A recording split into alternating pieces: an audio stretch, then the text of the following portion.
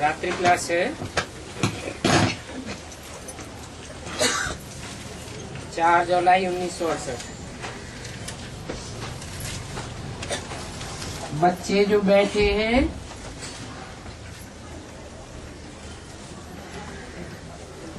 और ये जो नई बात है बच्चे समझते हैं कि बाबा भी है, शिक्षक भी है और गुरु भी है।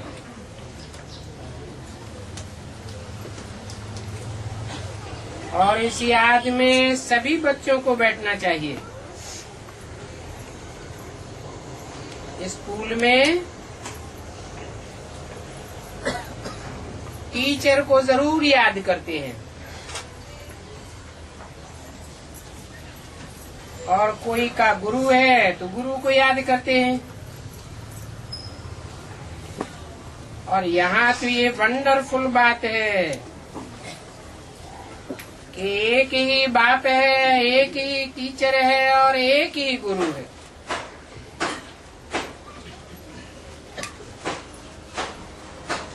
तो सृष्टि के आदि मध्य अंत का ज्ञान सुनाते हैं।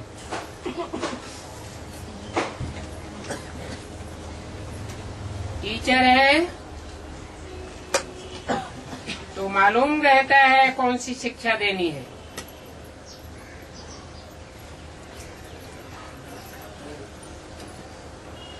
और योग भी सिखलाते हैं। योग अलग है और ज्ञान अलग है।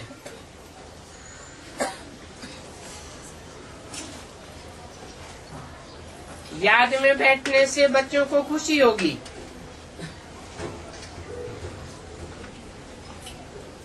मुखड़ा हर्षित हो जाएगा। बच्चे समझते हैं हर 5000 वर्ष बाद बेहद के बाप से हम मिलते हैं और मिलते हैं बेहद का वर्षा लेने के लिए। परंतु बहुत बच्चे कहते हैं बाबा याद नहीं पड़ता है। अरे और कुछ याद रहे न रहे, एक को तो याद रखना है।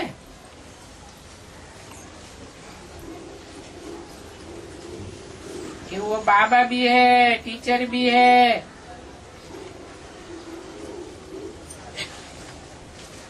तो सारी रचना का आदि मध्यंत बुद्धि में आ जाता है। ये भी मालूम है अभी हम वापस जाते हैं क्योंकि बाप लेने आए हैं। याद की यात्रा से हम पवित्र बन जाते हैं तो हम जाते हैं। और तुम ये भी समझाते हो कि ईश्वर सर्वव्यापी नहीं है क्योंकि सारी दुनिया तो कहती है ईश्वर सर्वव्यापी है। और तुम कहते हो कि वो सर्वव्यापी नहीं है, वो तो एक व्यापी है। हम उसे एक व्यापी को याद करते हैं।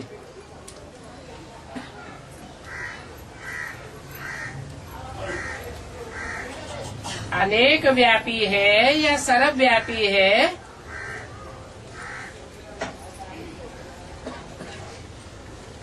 तो तुम समझ जाते हो कि ये तो रावण राज्य है, आसुरी राज्य है। परंतु ऐसा समझने वाले अपन को असुर समझते नहीं है। पहले तुम भी नहीं समझते थे, नहीं समझते थे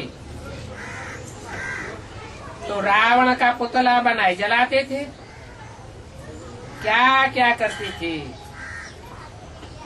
अपन को ही ठगते रहते थे। अपन को ठगते ठगते तुम्हारी जेब ही खाली होती रही।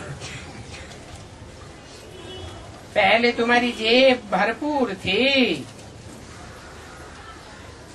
परंतु माया ने आकर के तुम्हारी बुद्धि रूपी सारी पाकिट काट ली।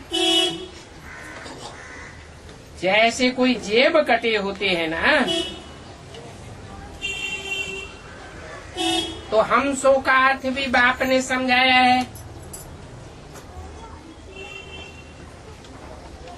कि हम सो ब्राह्मण हैं, फिर हम सो देवता, क्षत्रिय, वैश्य, शूद्र बनते हैं।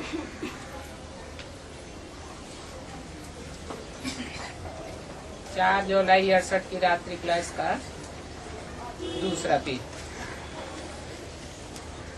इस बात को तो तुम बच्चे ठीक समझते हो।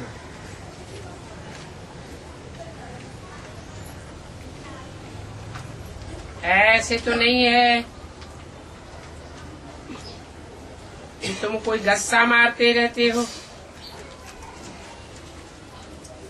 अभी तुम फील करते हो शास्त्रों में जो कुछ पढ़ा है वो सभी गस्से ही गस्से थे, और खर्चा करते करते जब खाली एकदम इंसॉल्वेंट बन गए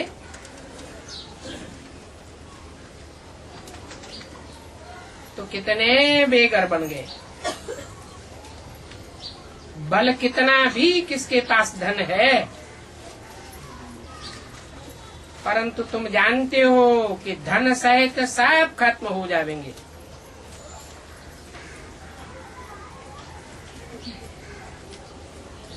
तुम बच्चे तो भरपूर हो जाते हो, बाप तुम्हारी झोली भर देते हैं।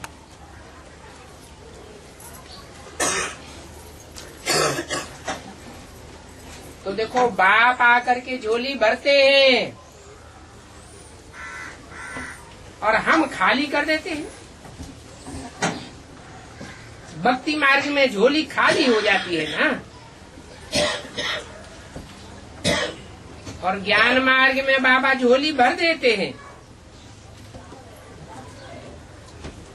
तब ही बाप समझाते हैं मनुष्य बिल्कुल पत्थर बुद्धि है। और यहाँ तो तुम बाप के टीचर, बाप और टीचर और सदगुरु तीनों के संग में रहते हो, तो कितना बल मिलता है, खुश भी होते हो। कोई की दिल होती होगी कि 3 दिन ही सही बाप के सन्मुख आकर के हम रिफ्रेश होकर के जाएं। बाबा की तो मना नहीं है। हाँ, सर्वसेबल बच्चा हो जो बाप समझे ये रिफ्रेश होकर के जाएंगे तो कमाल करेंगे। बाकी सर्विस नहीं करते हैं वो आकर के क्या करेंगे।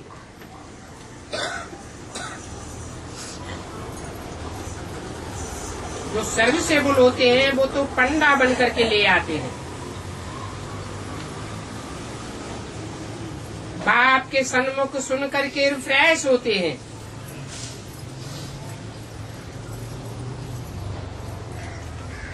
वहाँ बाहर की दुनिया में जाने से फिर रिफ्रेशमेंट नहीं रहती। वो सारा वायुमंडल गोरख धंधे का रहता है। तुम बच्चे घर की बातें तो यहाँ सुनते नहीं हो, उनको तो सर्विस का ही होना रहता है। सर्विस का समाचार बाप के पास नहीं जावेगा तो बाद में बाप हंटर लगावेंगे, क्योंकि ये तो सच्चा ज्ञान है।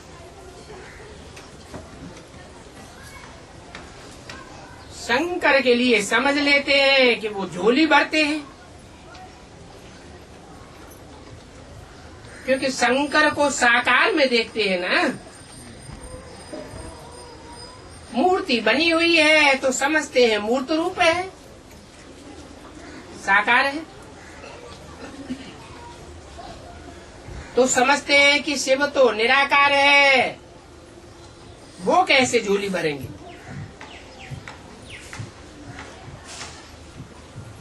तो तो देखो कितना कंट्रास्ट है। एक तरफ कहते हैं विनाश करते हैं, कौन? शंकर। फिर कहते हैं झोली भरते हैं। अब दो कामों में से एक ही काम करेंगे ना, या तो झोली भरेंगे या तो विनाश करेंगे।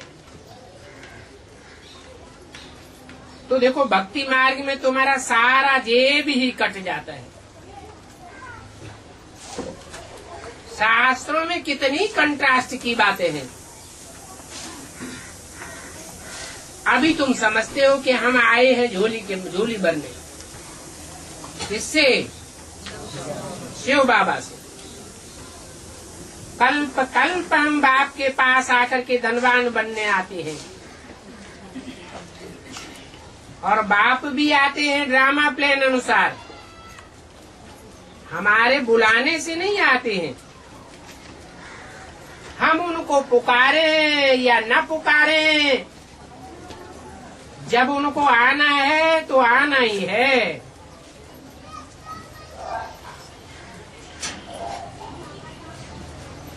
ऐसे नहीं कि हमारे ऊपर दुख पड़ता है, तकलीफ होती है, हम पुकारते हैं तो वो आते हैं। ये पॉइंट्स बहुत अच्छी समझाने की है। और एक पॉइंट भी पक्की कर ली तो बेड़ा पार हो जाएगा। बेहद के बाप को याद करो तो बेड़ा पार है। बेहद के बाप से बेहद का जेब भर जाता है। बेहद का जेब क्या है?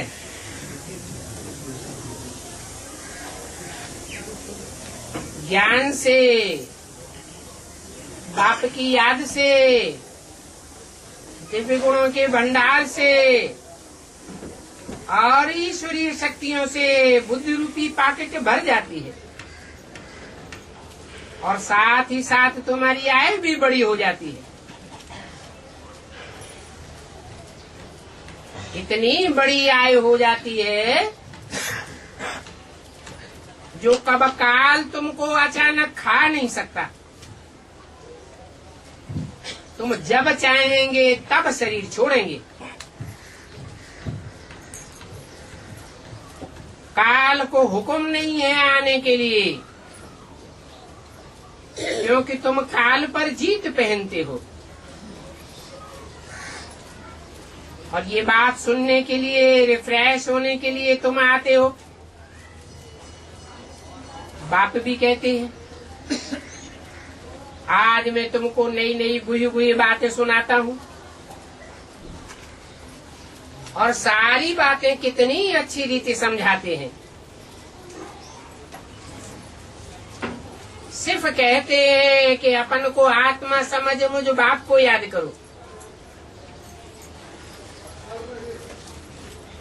ऐसी बात में भी तुम मुझते रहते हो। अरे बाबा, हम कैसे अपन को आत्मा समझे? अरे ये तो बहुत सहज है, तुम तो हो ही आत्मा। आत्मा भ्रकुटी के बीच सितारा है।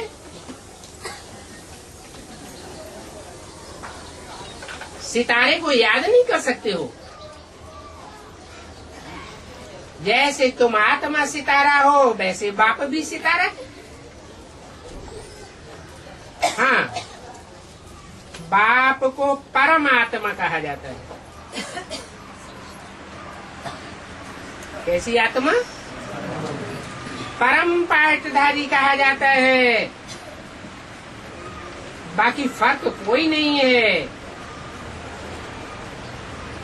अलफ को जाना और बाप को जाना।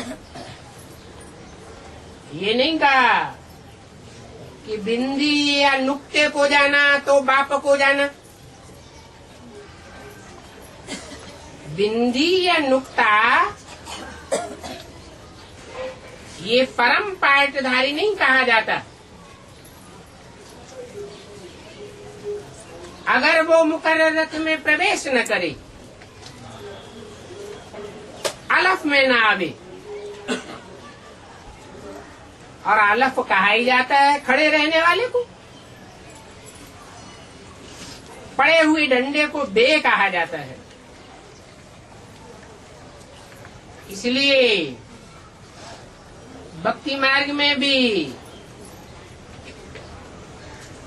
विष्णु को, शंकर को याद करते हैं, मूर्ति बनाते हैं, मंदिर बनाते हैं, पूजा करते हैं, और वे को याद नहीं करते। क्यों नहीं याद करते? है? क्योंकि वे ब्रह्मा को कहा जाता है। दूसरा अल्फाज है, वैसे भी नंबर 2 को अच्छा नहीं माना जाता।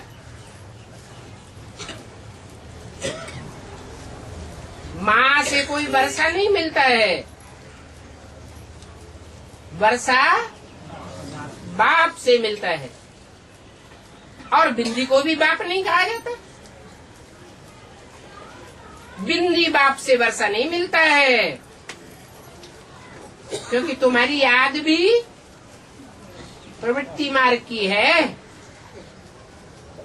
निवृत्ति मार्ग की याद नहीं है। इसलिए बोला है न सिर्फ साकार को याद करना है और न निराकार को याद करना है। साकार में निराकार को याद करना है, प्रवृत्ति मार्ग की याद।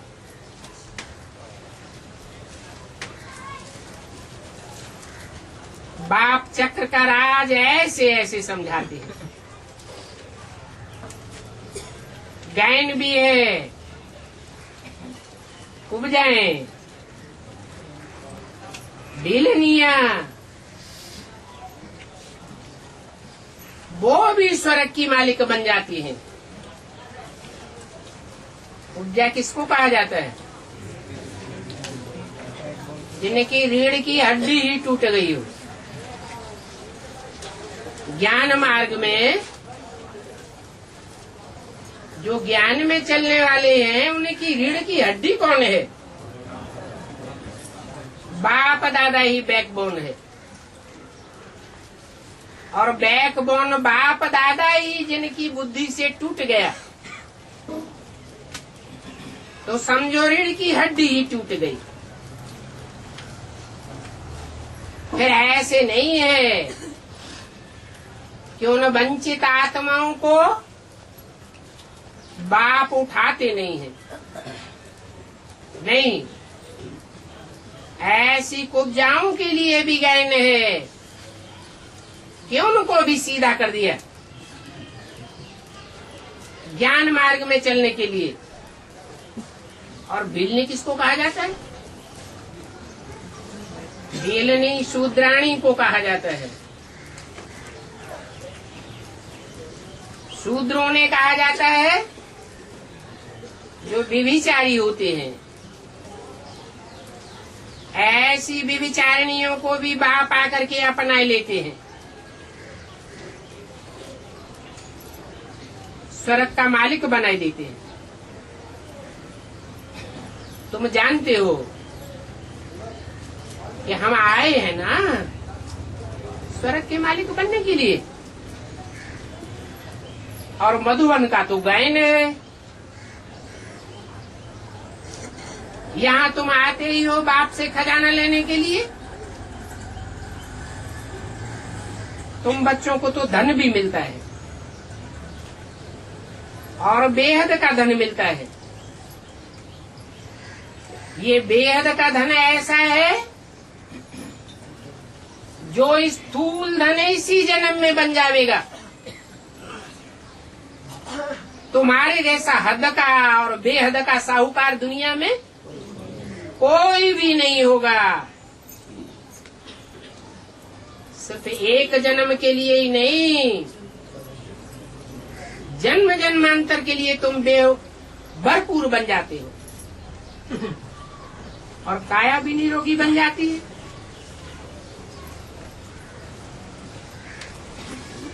जिनकी उपमा करते आए हो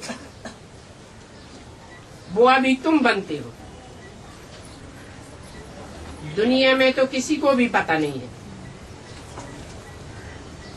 ये ब्रह्मा भी नहीं जानते थे। तुम बच्चों को ख्याल रखना चाहिए कि बाबा आकर के हमको विश्व का मालिक बनाते हैं।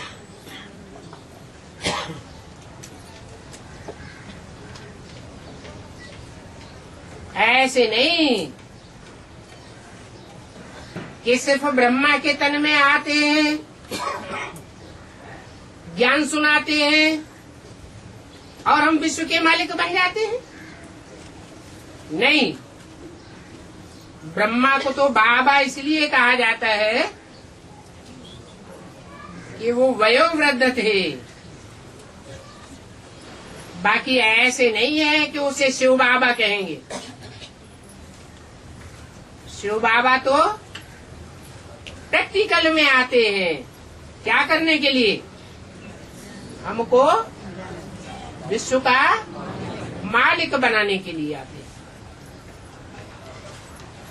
और विश्व के मालिक बनाने वाले को तुम याद भी करते आए हो। भक्ति मार्ग में कितना याद किया है। तुम कहाँ भी जाकर के देखेंगे, मंदिरों में शिव बाबा को फूल, फल, दूध आदि चढ़ाते हैं ना।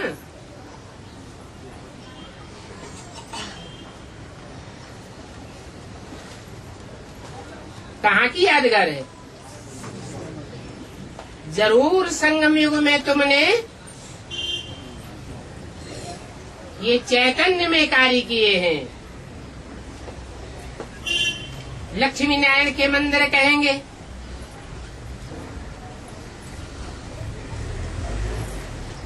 वो भी हम बनाते हैं। भक्ति मार्ग में जड़ मंदिर बनाते हैं और यहाँ ज्ञान मार्ग में चैतन्य मंदिर बनाते हैं। भक्ति मार्ग में तो ढेर के ढेर मंदिर, मस्जिद, गिरजाघर, गुरुद्वारे बनते रहते हैं। और ज्ञान मार्ग में तो हम ऐसा मंदिर बनाते हैं जो सारी दुनिया के बीच एक ही बड़ा मंदिर रह जाएगा और सब मंदिर, मस्जिद, गिरजाघर, गुरुद्वारे चलने लग पड़ेंगे। राम सीता के मंदिर में जावेंगे तो तुम अभी समझ जावेंगे ये नापास हुए हैं, इसलिए यह बने हैं। जो भी नापास होते हैं वो प्रारब्ध कहाँ पाते हैं? है? त्रेता युग की प्रारब्ध पाते हैं। तुम्हारी बुद्धि में ये बैठ गया है कि नंबरवार नापास तो सब होते हैं। ये भी जानते हो ये सारी दुनिया मिट्टी में मिल जाएगी।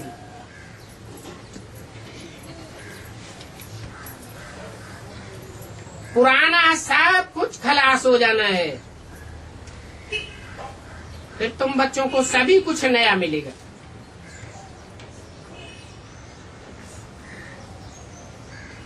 यहाँ तो है ही पुरानी चीजें, तमो प्रधान।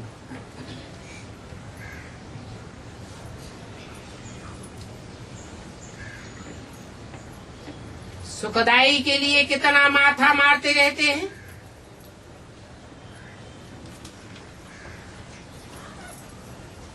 नई दुनिया में तो सब कुछ सुखदाई होगा,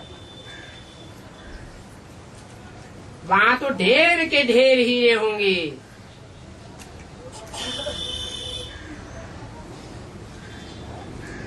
जड़ हीरों की बात है। जो भी आत्मा रूपी हीरे होंगे, नई दुनिया में सब चमक मारने वाले सुखदायी होंगे।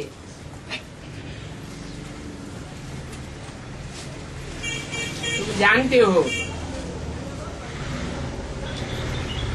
बड़े बड़े राजाओं के महलों में बड़े बड़े हीरे रहते हैं।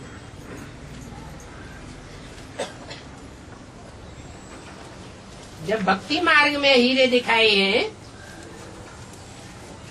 वो कहाँ की यादगार है? उनके तो जड़ महल हैं, जड़ हीरे हैं, और हमारे तो चैतन्य संगठन रूपी किले होंगे, जिसमें ढेर के ढेर हीरे होंगे। तुम साक्षात्कार भी करते हो, निश्चय भी करते हो कि हम ही नर से नारायण जैसे बनेंगे। और पुराने के पुराने चित्र भी हैं।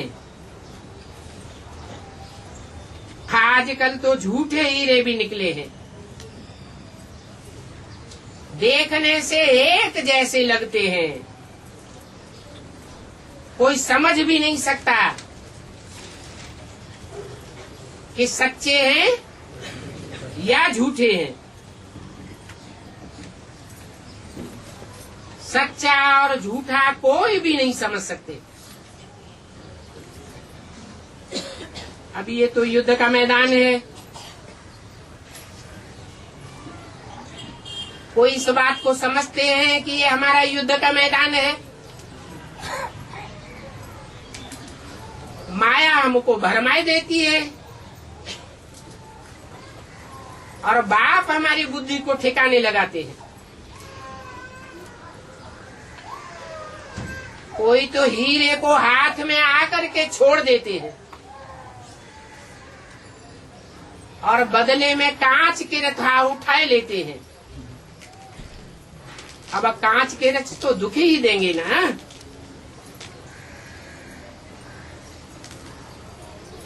जानते हो कि माया जब भरमाती है तो याद की यात्रा में माया के विघ्न पड़ते हैं। अभी उन विघ्नों को हटाते रहना है। अपनी कर्मेंद्रियों से कोई भी प्रकार का विकर्म नहीं करना है, नहीं तो 100 गुना दंड पड़ जाएगा। और अभ्यासी बनते जावेंगे, काहे के विघ्नों में हंसने के अभ्यासी बनते जावेंगे। इसलिए सदैव याद करो कि हम आत्मा हैं, और आत्मा समझने से ही बाबा भी पक्का याद आवेगा। समझेंगे कि आत्मा सभी प्रकार के संस्कार ले जाती है। अच्छे संस्कार भी ले जाती है और बुरे संस्कार भी ले जाती है। आत्मा ही कहती है हम एक शरीर छोड़ दूसरा लेते हैं। अच्छा, बच्चों को गुड नाइट।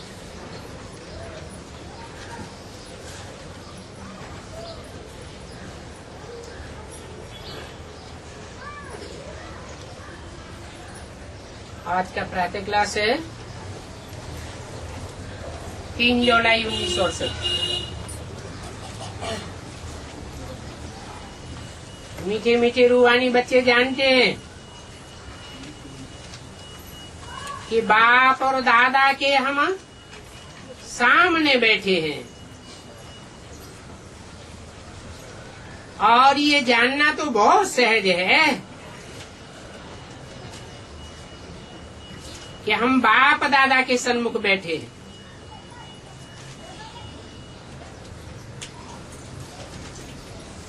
बाप दादा के मुकाबले और सारी दुनिया हमारी विमुख बनती है, परंतु बाप दादा सदैव हमारे सन्मुख हैं।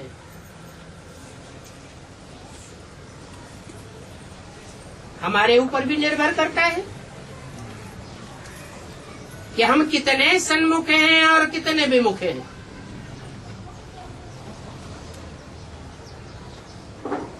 कोई साकार में सन्मुख होते हैं, फोटो खींचा जाए तो बाप के सन्मुख, और अंदर से विपरीत संकल्प चलते हैं, विरोधी संकल्प चलते हैं, तो उनको सन्मुख थोड़ा ही कहा जाएगा। थोड़े ही कहेंगे कि बाप से विश्व की बादशाही का वर्षा ले रहे हैं। जो बाप से विश्व की बादशाही का वर्षा ले रहे होंगे वो अनुभव करेंगे कि हमारी खुशी बढ़ती जाती है। बादशाही पाना हमारा जन्म सिद्ध अधिकार है। जरूर जब सामने बैठे रहते हैं तो खुशी बढ़ती है, क्योंकि तुम अनुभव करते हो कि हम शिव बाबा के नजदीक आ रहे हैं और हम कोई मनुष्य आत्मा के नजदीक नहीं आ रहे हैं। जानते हो शिव बाबा इस पर्टिकुलर मनुष्य के तन में बैठे हुए हैं। यहाँ बैठे जरूर अतीन्द्रिय सुख में बैठे होंगे। अगर बाप की याद में है तो हर एक अपने दिल से पूछे, हम बाप की याद में बैठे हैं और हमको बाप का वर्षा राजाई याद रहती है, और तो कोई ऐसा सत्संग नहीं होता है जिसमें बच्चों को बाप और बाप का वर्षा याद रहे। यहाँ तो है ही बाप और बाप की बादशाही। बाप के पास तुम बैठे हो तो बाप और वर्षा जरूर याद पड़ेगा। वहाँ बाहर की दुनिया में रहते हो तो उतना याद नहीं रहेगा। भले वहाँ भाई भाई हो बैठते हो, परंतु यहाँ तो बाप के सामने भाई भाई हो करके बैठते हो। फर्क हो जाता है। बाप के सामने बैठने से जरूर बाप याद आवेगा और बाप का वर्षा याद राजाई भी याद पड़ेगी। बाबा कहते हैं ऐसी याद में बैठो। बाप के साथ वर्षा जुड़ा हुआ है। बाप की याद से बुद्धि में विश्व की बादशाही जरूर याद आती रहेगी। अगर याद रहती है तो जरूर अंदर में बड़ी खुशी होती होगी। बहुत बड़ी ते बड़ी लॉटरी है और ये कोई कम बात नहीं है। उस दुनिया में तो बड़ा हंगामा होता रहता है। कांटों का ताज लेने के लिए कितना हंगामा करते हैं, कितना शोर शराबा करते हैं, और प्राप्ति कितनी होती है? अल्पकाल की। सो भी कांटों का ताज मिलता है, अंदर से भयभीत भी होते रहते हैं। और यहाँ तो कोई हंगामा नहीं। तुम कितना शांत होकर के बैठते हो। कोई गोरख धंधा आज नहीं है। यहाँ बैठे हो तुम बाप की याद में, तो वहाँ इस पुरानी दुनिया में इतनी खुशी नहीं रहेगी जितनी तुमको यहाँ रहती है। जो दूर से आते हैं उनको जरूर खुशी होती होगी कि अभी हम बाबा के पास बैठे हैं। बाप से स्वर्ग की बादशाही हमको कल्प कल्प मिलती आई है, क्योंकि यहाँ तो तुम सन्मुख बैठे हो ना। विश्व का मालिक बनाने वाले बाप के सामने बैठे हो। गायन भी है, अतीन्द्रिय सुख गोप गोपियों से पूछो।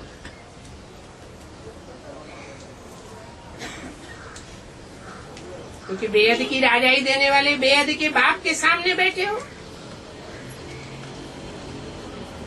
सामने बैठे हो तो जरूर राजाई याद रहेगी। ये भी जानते हो कि नई दुनिया स्वर्ग को कहा जाता है, और बाप ही आकर के नई दुनिया रचते हैं। स्वर्ग किसको कहा जाता है? स्व स्थिति में जाने वालों को स्वर्ग कहा जाता है। और स्व स्थिति की रचना बाप ही आकर के हमको परिचय देकर देते हैं।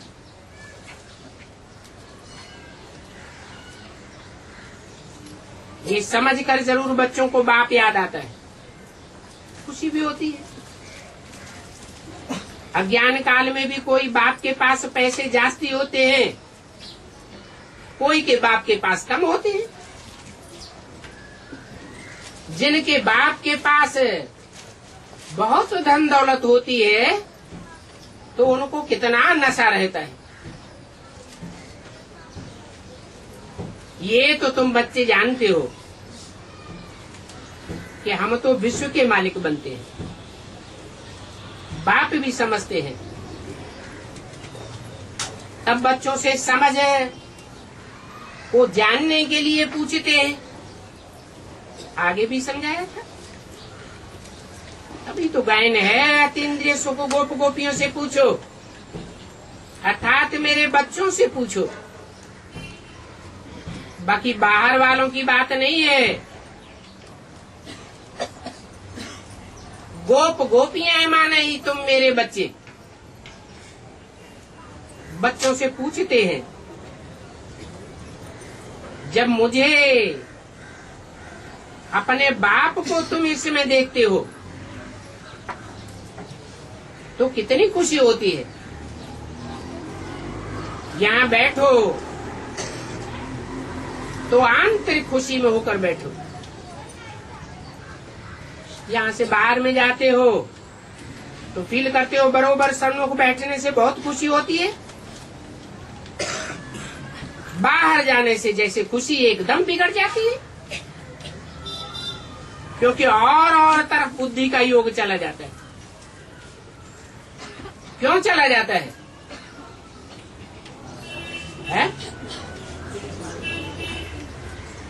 देहभान के कारण। बाप के सामने आने से देहभान नहीं रहता क्या?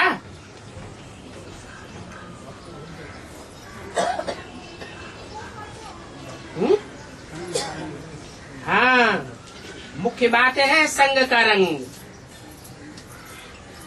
संग का रंग भी तब लगता है जब बाप साकार में आते हैं। कोई साकार का संग लेने के लिए तुम बच्चे नहीं आते हो। तुम साकार में किसको देखते हो? निराकार बाप को देखते हो। तो संग का रंग लगता है, और फिर सारी बात स्मृति के ऊपर है। जैसे ब्रह्मा बाबा की गोद में कोई जाते थे तो बाबा पूछते थे किसकी गोद में आए हो? कोई कहते थे ब्रह्मा बाबा हम आपकी गोद में आए हैं। तो बाबा कहते फेल। अगर बोले कि शिव बाबा की गोद में आए हैं तो पास हुए। तो क्या अंतर पड़ा है? इस स्मृति का ही अंतर है। आए तो हैं, लेकिन स्मृति में क्या है? तो शिव बाबा की तरफ बुद्धि का योग जाना चाहिए। 63 जन्म के आदि हो संग का रंग लेने के, बल बाप के पास आते हो तो भी स्मृति में रहना चाहिए कि हम ऊंच ते ऊंच बाप के पास आए हैं। और ये भी जानते हो कि यहाँ हम एक ही बाप के सामने बैठे हैं, तो जरूर बाप की याद में होंगे तो खुशी होगी। अगर खुशी नहीं रहती है तो जरूर याद में कोई घोटाला है। अगर कहाँ बाहर वाले को याद करते होंगे, मानो कोई को अपना गांव याद आवेगा, कोई को अपने बाल बच्चे याद आवेंगे, तो खुशी गायब हो जाएगी। यहाँ तो है ही एक बाप, तो नरक से बुद्धि निकल जाती है।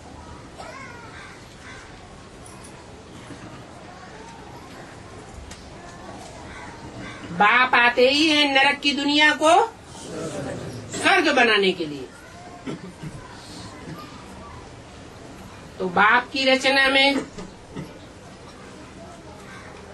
और मनुष्यों की रचना में कितना फर्क है। तुम्हारा सारा बुद्धि योग चला जाता है स्वर्ग में। जैसे स्कूल के बच्चे होते हैं, इम्तिहान पूरा होता है तो समझते हैं हम जाकर के फलाने क्लास में बैठेंगे। यहाँ तो तुम जानते हो कि हम बिल्कुल हाईएस्ट दर्जे में जाते हैं। स्वर्ग से ऊंचा और कोई भी दर्जा नहीं होता है। तो ऐसा दर्जा इसी जन्म में पावेंगे या शरीर छोड़ने के बाद पावेंगे? इसी जन्म में ऐसे दर्जे की अनुभूति करनी है, जी के जी हम स्वर्ग में जावेंगे।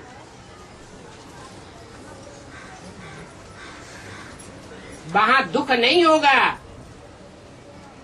भले दुख की सीनरी दुनिया वाले महसूस करेंगे, लेकिन हमारी आत्मा महसूस नहीं करेगी।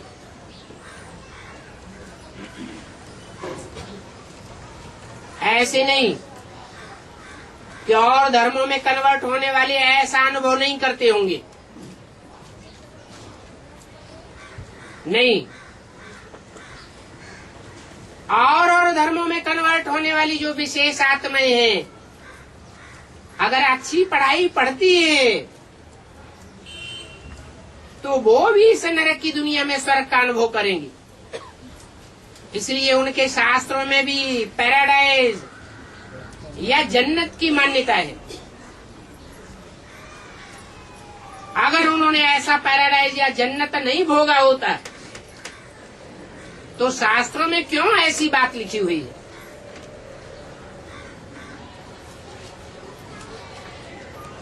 ये भी तुम जानते हो कि शांति धाम में तो शरीर की कर्मेंद्रियां हैं ही नहीं,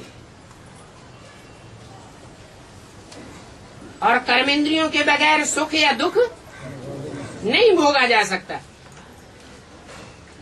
तो शांति धाम में जाने से पहले ही तुम बच्चों को ये इम्तिहान पास करना है,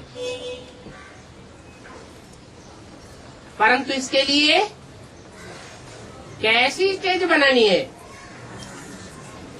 निराकारी, निर्विकारी, निरहंकारी स्टेज यहाँ ही बनानी पड़े।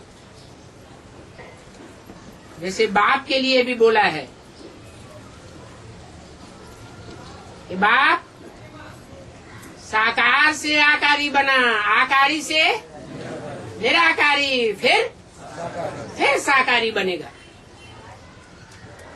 तो जो बाप के लिए वो बच्चों के लिए।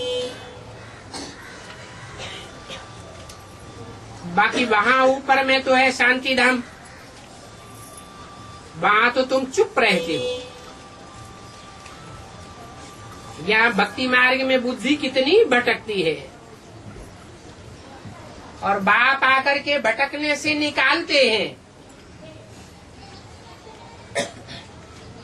तो जब बाप की मुरली सुनते हो तो मुरली सुनते सुनते कोई तो चौंक जाते हैं। इसलिए जब अपनी चेकिंग करते हैं कि हमारी बुद्धि तो बाहर भटक रही थी, बुद्धि तो बाप की तरफ लगानी चाहिए। अगर बाहर में बुद्धि होगी तो ये प्रैक्टिस पक्की होती जाएगी, और उनको फिर स्वर्ग के सुख नसीब नहीं होंगे। इस दुनिया में स्वर्ग अनुभव नहीं कर सकेंगे। तो अभी प्रैक्टिस पक्की करनी है। क्या न बाहर की दुनिया में बुद्धि जावे, न निद्रा में बुद्धि जावे। निद्रा में जाते हैं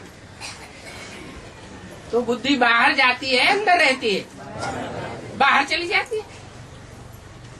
अभ्यास पक्का होता जाएगा। बाकी ये तो कह सकते हैं कि ये हरेक के अपने दिल की बात है, दिल से अनुभव करना है कि हम अभी कैसी पढ़ाई पढ़ रहे हैं, वो खुद ही समझ सकते हैं। ऐसे भी नहीं है कि बाप कोई अंतर्यामी है और बाप से पूछे, बाबा आप बताओ हमारी बुद्धि कहाँ है। बाप कहते मैं तो अंतर्यामी नहीं हूँ, मुझे एक एक के दिल की जानने की जरूरत नहीं है। ये तो हरेक खुद ही अपने से पूछे। बाकी इतना पक्का है कि यहाँ कोई का झूठ छिप नहीं सकता है। कोई कितना भी छिपाना चाहे, लेकिन कोई का पुरुषार्थ छुपा हुआ नहीं रहेगा। ऐसी बहुत बच्चियां हैं जिनका बुद्धि योग कहाँ न कहाँ बाहर भटकता रहता है, क्योंकि बुद्धि को धक्का खाने की ढेर जगहें हैं।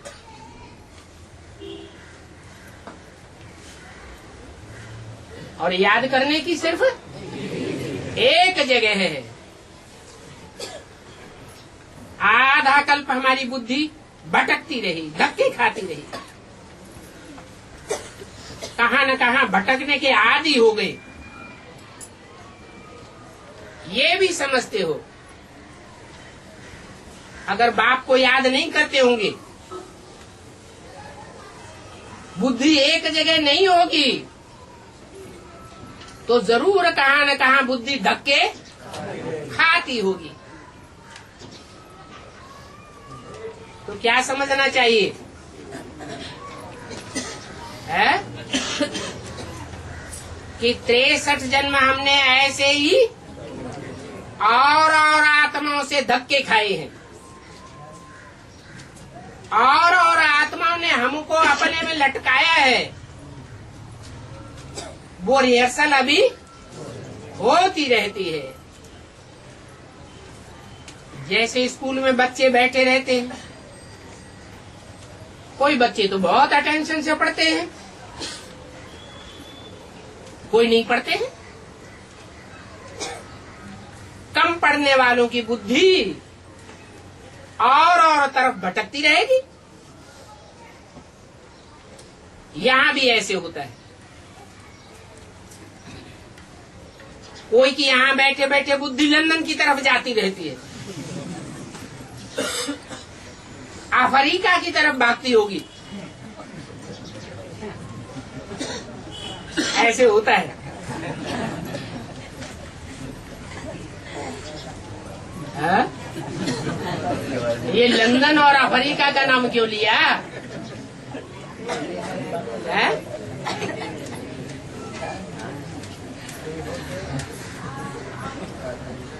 ऐसे होता है, प्रैक्टिकल में ऐसे होता है।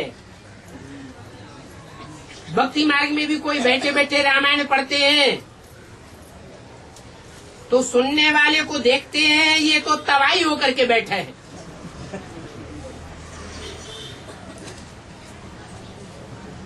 तो जो श्रूड बुद्धि रामायण पढ़ने वाले होते हैं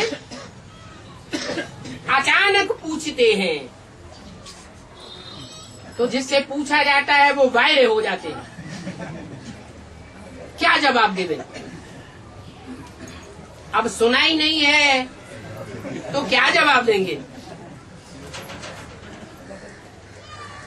अब वो है भक्ति मार्ग और ये है ज्ञान मार्ग। वो है कल्याण का मार्ग और ये है कल्याण का मार्ग। ये तो बहुत सहज समझने की बातें हैं। भारत जो गोल्डन एज था वो भारत अभी आयरन एज में है।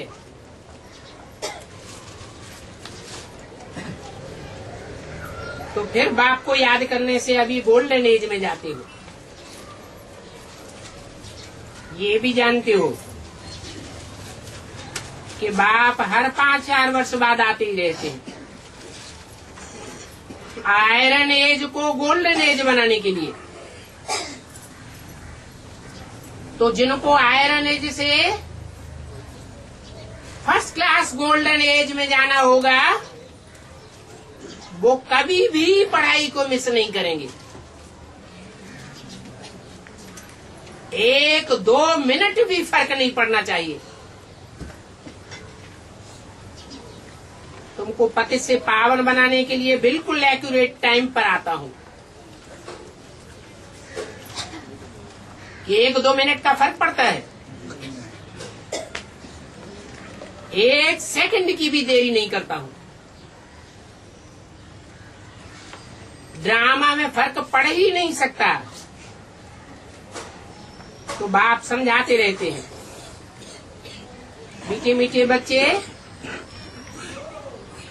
अभी स्वदर्शन चक्रधारी भव।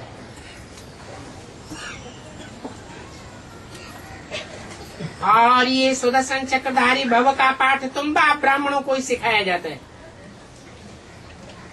ये 84 का चक्र कैसे फिरता है?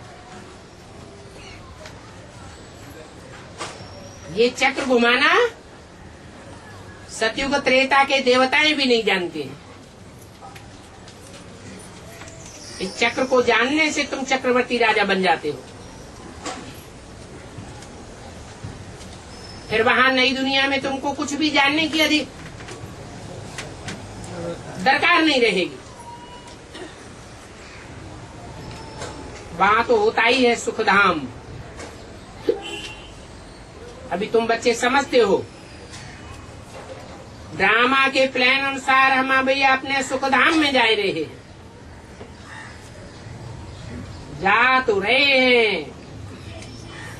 और बाप भी तो पूरा रास्ता बता रहे हैं। हम पुरुषार्थ भी कर रहे हैं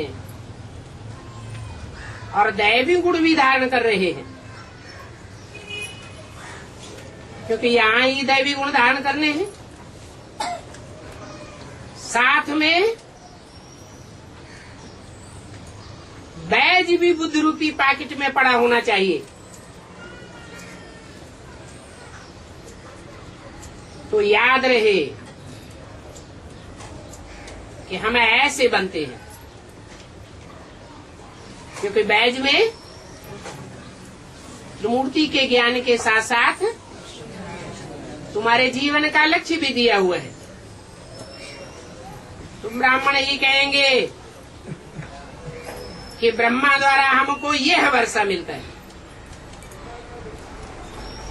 कहेंगे? कब कहेंगे? है? कब कहेंगे कि ब्रह्मा द्वारा हमको यह वर्षा मिलता है? यह माने कौन सा वर्षा? लक्ष्मी नारायण का वर्षा कहेंगे। माना भविष्य में वो टाइम भी आने वाला है जब तुम कहेंगे दुनिया वालों को कि हमको यह वर्षा मिलने वाला है नंबरवार पुरुषार्थ अनुसार। इसके द्वारा? ब्रह्मा द्वारा। ब्रह्मा तो सभी छोड़ दिया, बल शरीर ही छोड़ दिया, तो भी ब्रह्मा की आत्मा कोई परम धाम वापस नहीं चली गई, वो इसी दुनिया में पार्ट बजाती रहती है। तो ये बैज बहुत बहुत वैल्यूबल है, तुमको वैल्यूबल बनाता है। बल ये बैज पाई पैसे की चीज है, परंतु यह इस समय तुम्हारे बहुत बहुत काम की चीज है। और इस बैज से कोई को भी तीर लग सकता है। इसमें बाप का पूरा परिचय दिया हुआ है। ये तुम्हारे ज्ञान का तंत्र है।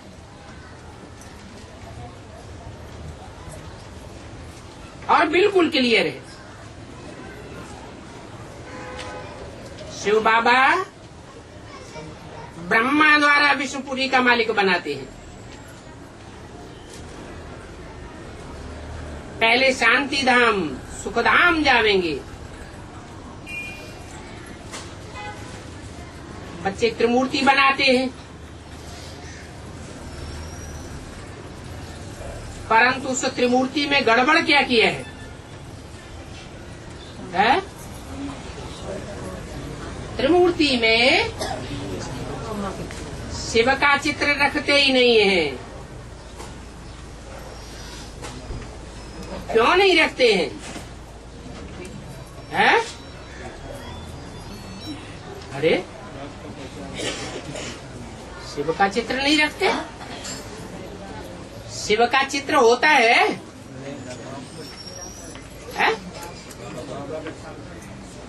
शिव बाबा का चित्र होता है या शिव का होता है?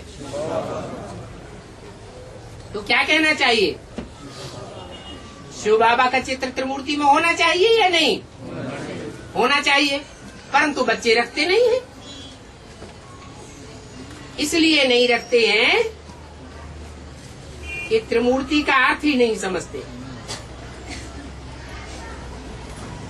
कहते भी हैं कि ब्रह्मा द्वारा स्थापना और विष्णु द्वारा पालना।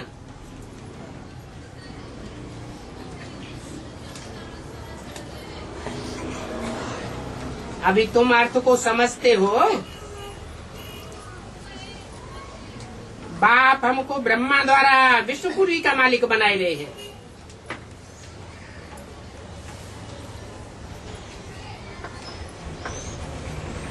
ये विष्णुपुरी का मालिक बन गए। ये है अलफ को समझना।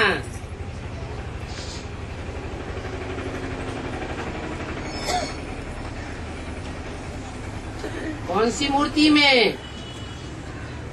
ब्रह्मा भी समाया हुआ है, विष्णु भी समाया हुआ है, और हर हर बम बम की यादगार भी समाई हुई है। अगर उस अलफ को ही भूल गए तो अलफ के बगैर बाकी सारी भाषा लिख नहीं सकते। ए अर्थात अलफ, ए बगैर भाषा लिख नहीं सकते। अलफ के बगैर भाषा चल ही नहीं सकती। तो ये भी त्रिमूर्ति में अलफ है मुख्य, और ये अलफ तो जरूर समझाना पड़ता है। समझाओ, ये बाप है, ये कोई गुरु गुसाई नहीं है, ये हमारा बाप है, और सिर्फ हमारा